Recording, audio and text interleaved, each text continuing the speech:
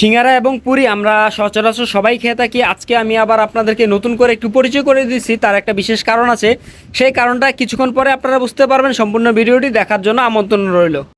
হে everyone, কি অবস্থা সবার? আজকে একটা নতুন বিষয় আপনাদেরকে শেয়ার করব। সেটা হচ্ছে আজকালকার দিনে যেখানে 5 টাকা কিংবা 10 টাকা সচরাচর তেমন ভালো কিছু পাওয়া যায় না, সেই জায়গায় এমন একটি দোকানের সাথে আমি আপনাদেরকে পরিচয় করে দেবো। সেখানে নাকি মাত্র 2 টাকায় পুরি পাওয়া যায়।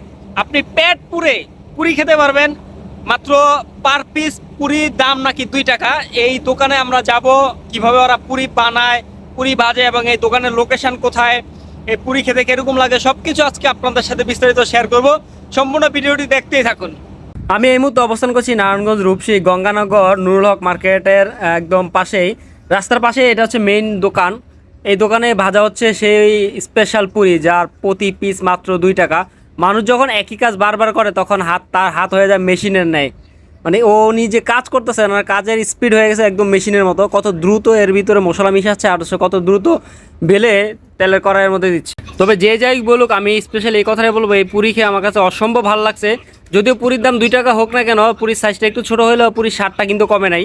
একটা বিষয় আপনাদেরকে বলে রাখি, সেটা হচ্ছে ওনারা যত পরিমাণে পুরি বানায় তত পরিমাণে বিক্রি হয়। পর্যাপ্ত পরিমাণ কাস্টমার দোকানে প্রতিনিয়ত আসতেছে, পুরি খাচ্ছে, আবার অনেকে পার্সেল করে নিয়ে যাচ্ছে। আমি অনেকক্ষণ দাঁড়িয়ে দেখছি, তারপর হচ্ছে একটু ভিডিও না করে পারলামই না। এই যে পুরিগুলো বাঁচতেছে, তারপর হচ্ছে এখানে যে মশলাগুলো মিশাচ্ছে, যে আলুগুলো কত দ্রুতভাবে মিশাচ্ছে। মানুষ যখন কাজ করে, তার কাজের একই কাজ যখন বারবার সে করে, তার কাজের স্পিড হয়ে যায় একদম মেশিনের মতো।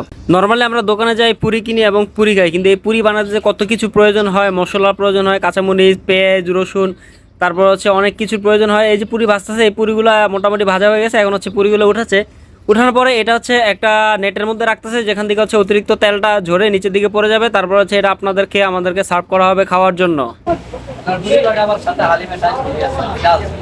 পুরির সাথে আবার হালিমেন্টাল ফ্রি না? গুড। আচ্ছা, ওটার জন্য কোনো চার্জ নেই, কাস্টমার সার্ভিস।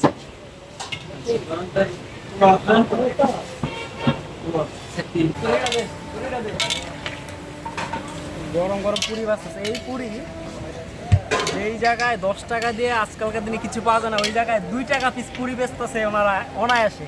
আর মানুষও খুব মজা করে খাচ্ছে পুরি। আমি এই মুহূর্তে রয়েছি সেই দোকানটির ভিতরে। দোকানে দেখতে পাচ্ছেন আপনারা পর্যাপ্ত পরিমাণ কাস্টমার আছে। একজন পুরি বানাচ্ছে, একজন হচ্ছে আবার এই পাশে মশলা মিলাচ্ছে, পেঁয়াজ রসুনের সাথে কি যেন একটা হলুদ মরিচের মধ্যে দেওয়া হয়েছে।